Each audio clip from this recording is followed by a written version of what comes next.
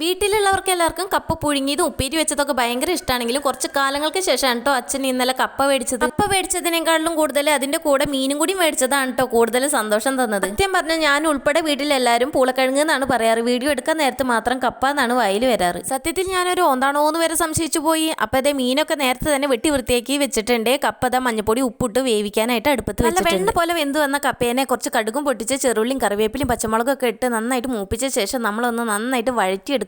കറിവേപ്പില കണ്ട ആർക്കൊന്നും തോന്നരുത്. ഉള്ളപ്പം മാത്രം ആർഭാടം കാണിച്ചിരുന്ന ഒരേ ഒരു വസ്തു കറിവേപ്പിലയാണ് കേട്ടോ. കളയാതെ തന്നെ മൊത്തത്തിൽ കഴിക്കും ചെയ്യട്ടോ. ഞാൻ അങ്ങനെ കറി വെക്കാൻ അയച്ചല്ലോ. പുളി നന്നായിട്ട് തിളച്ച് വന്നപ്പോൾ അതിലേക്ക് നമ്മൾ നേരേക്ക് വെച്ച മീനും കൂടി തട്ടി കൊടുക്കുന്നുണ്ട്. ആവശ്യത്തിനുള്ള ഉപ്പും ചേർത്ത് നന്നായിട്ട് കുറുകി വന്ന സമയത്ത് അവസാനം കുറച്ച് വെളിച്ചെണ്ണ കൂടി തൂക്കി കൊടുക്കുമ്പോൾ നമ്മുടെ മീൻ കറി റെഡിയാണ് കേട്ടോ. അപ്പോൾ വെക്കണ ഓർമ്മയില്ലാതെ അളവ് തെറ്റി കുറച്ച് അധികം അരി ഇട്ട വിഷമത്തിലാട്ടോ ഞാൻ. അതുകൊണ്ട് തന്നെ പേരിന് മാത്രം കുറച്ച് ചോറും കൂടി എടുക്കണം. അല്ലെങ്കിൽ ഞാൻ സ്കൂബി മൊത്തത്തിൽ നാളെ വെള്ളച്ചോറായിട്ട് കഴിച്ച് തീർക്കേണ്ടി വരും. അപ്പോൾ ഇതേ ചോറും കപ്പയും മീൻ കറിയൊക്കെ കൂട്ടി ഞാൻ കഴിക്കട്ടെ. നിങ്ങളെല്ലാവരും കഴിച്ചു എന്ന് വിചാരിക്കണം കേട്ടോ.